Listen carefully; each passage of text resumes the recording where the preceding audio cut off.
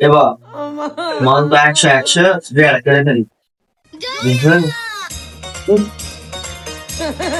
মাল দেখলো মাল মই ইঙ্গাই কি দেখমু মালের খালি তো চোখ দেখা যায় ফেস দেখা লাগবে না এসো দেখবো ফেস না দেখে আমি বিয়া করবো আমি বিমান চলাম কোটি কোটি মোট টাকা আচ্ছালে মালের বুকা মই তো ফক করে দেখো